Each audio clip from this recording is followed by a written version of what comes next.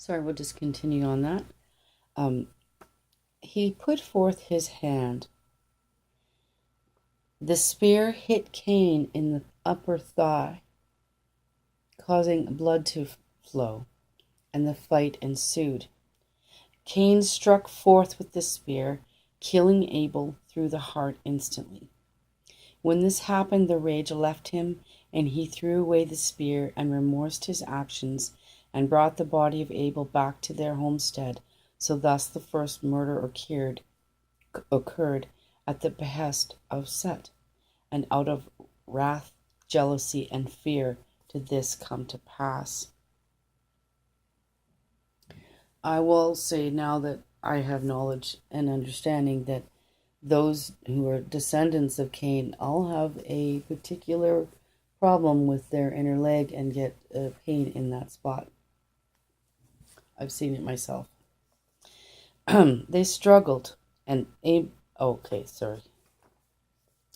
all this because Cain did not understand the words fruits of your labor, and meaning the labor of Cain's wife and the potential beginning of the priesthood.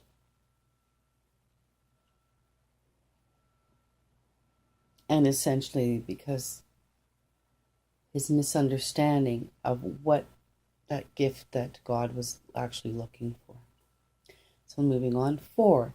That the world and heaven would be destroyed and all in it or dissolved. True, but not the way people understand. He was talking about the Hyklic world, the work of the demiurgos, the archons, the false laws, the slavery of mankind. Why would God and the mother of all go to such trouble to create this world and people and circumstances only to destroy it? That makes no sense. They allowed Yaldabaoth to do this. They allowed for all of this to happen. Why? To teach us and give us an opportunity to grow as souls. This was not meant to transform nor to be destroyed. The only part that will be destroyed is that which is false, an archon made, the same as in heaven, a transformation, a changing of the guard, a passing on of the terrestrial territory to the worthy who have proven themselves worthy, but not choosing evil and not choosing evil, and by not choosing darkness, and by not choosing death. Those of the way who choose life, love, liberty, and light, those of humble character, but with the wisdom to stand up for what is good and true. Quote, be as shrewd as snakes and innocent as doves, he said, and the meek shall inherit the earth. That is part of the true teachings of the Nazarenes who became the Essenes. And when I say by not choosing death, I'm referring to choices of how you live your life and what you choose to stand up for. And that time was intended to occur by this researcher's reckoning at the end of days, quote unquote, December 21st, 2012. Although there's definitely some controversy about the actual timing and the denotation of that time when the actual Mayan calendar was truly ending. And this is they call it the end of days. And the new beginning of the 9 heavens, which shall stretch out to both 13 heavens, which out of both of the 13 heavens, beginning a 14th aeon, which began on December 23rd, 2012, or will begin when the Mayan calendar actually ends. So there is a day out of time, as the Mayans teach, and that was prophesied on January 11th, 2011 by myself in the teaching of the new Aeon of Pistis Sophia, which is in my previous book, Highway to Heaven.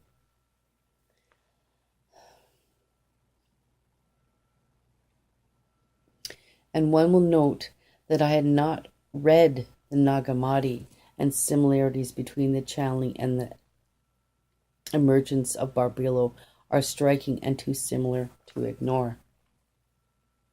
The Testament at that time had not read any substantial works of Pistis Sophia and other than the Vespers of Sophia given to me by the Reverend Mother Angeline Path of the Gnostic Catholic Church, of which I am affiliated and ordained within.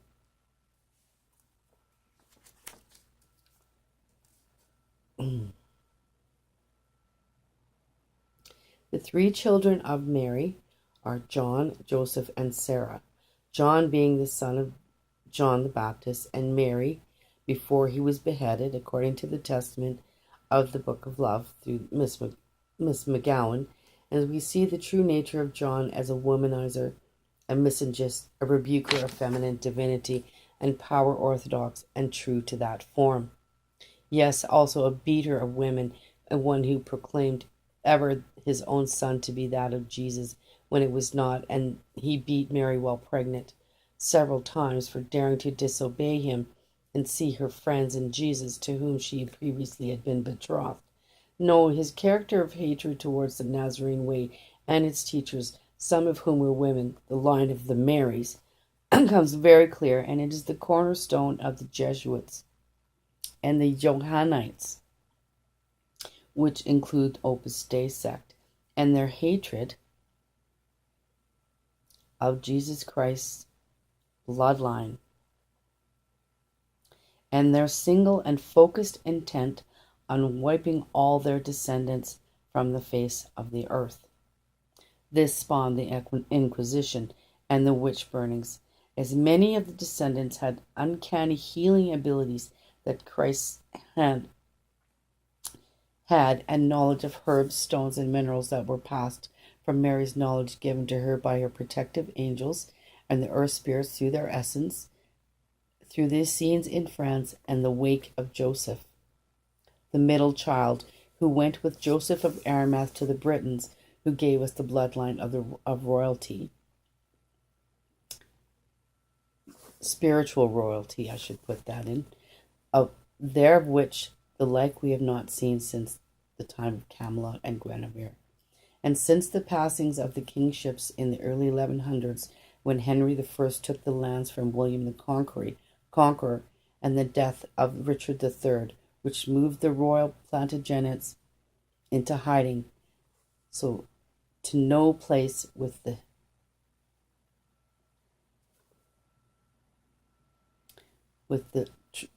tridents of John's lineage.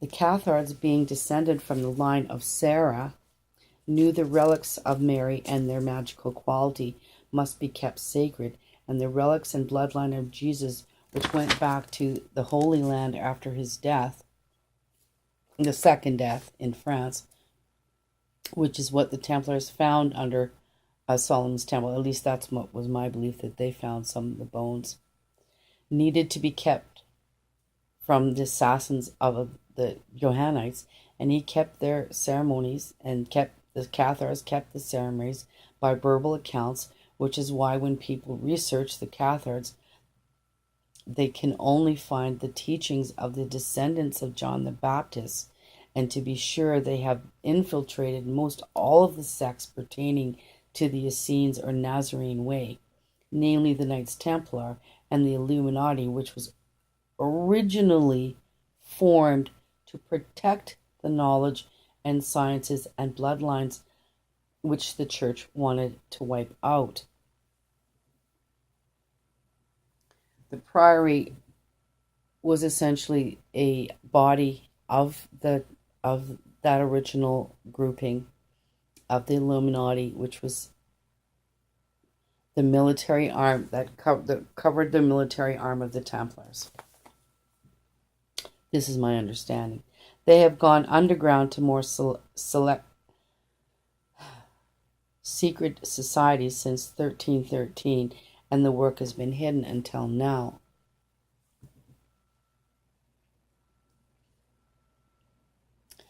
So on page 444, we're continuing. After the flood, the womb expels from her genitals the fiery power she possesses from the beginning through her intercourse with darkness.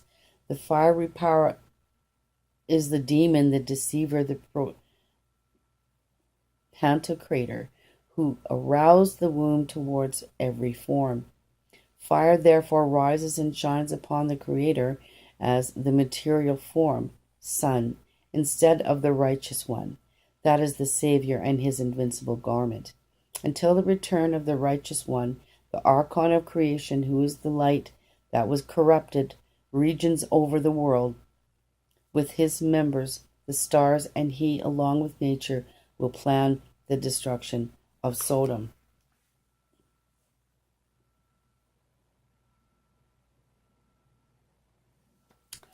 Finally, when the archons of creation tries to impose the faith of nature in its last likeness, that is when he appears in the person of John the Baptist in order to keep the Noahics under his rule by bending them up with his impure rite of baptism, then the Savior will manifest himself to rescue the members of the thought of faith by descending into the water in order to make it the light of faith which pass into his garments of light, and he will use his terrestrial body,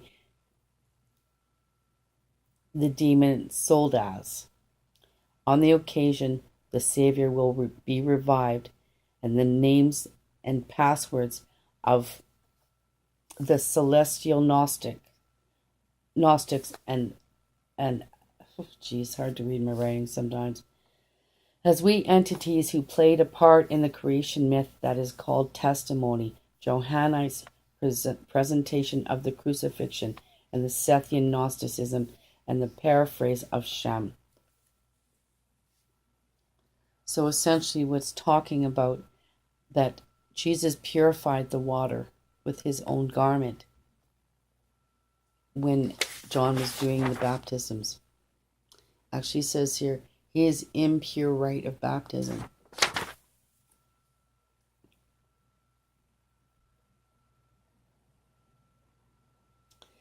Pigurdamus was the anointed one who was appointed the first external realm, and the invisible one gave him the invincible power of mind, and he appointed Seth, his son, to the second eternal realm. So this is from the Nag Hammadi. It's saying that Pigurdamus, he was supposed to be the first male that Seth was his son. That's interesting. Page 294. I never quite understood if Pigurdamus was supposed to be Adam or not, and I will do some research on that so I can be more clear. Page 294. The holy apostle said to him, Master Savior, tell us about those who are in the eternal realms, for we must ask. The perfected Savior said, these beings created hosts of angels without number. They will come where there is a will. This is the external realms that were contemplated in the heavens and firmaments, the glory of the immortal human and his companion Sophia. This is where every realm and the world and those that were to follow got their idea for their creation patterns in the heavens of chaos and their worlds. So referring to the worlds that were created in the beginning and the worlds that were created as a copy. Mary said, Holy Master, where did your disciples come from? Where are they going, and what should we do there? He said, I want you to know that Sophia, the mother of all, and the companion, desired all by herself to bring these creations into being without her male companion. By the will of the Father of all, that is, unimaginable goodness might be released, he created a curtain between the immortals and those who will come later, so that this might follow. Every realm and chaos that what is defective from the female might appear, and error might contend with her. Those constituted the curtain of the spirit. From the external realms above, the emanations of light and spirit came down to the lower regions of the ruler of the universe in chaos, so that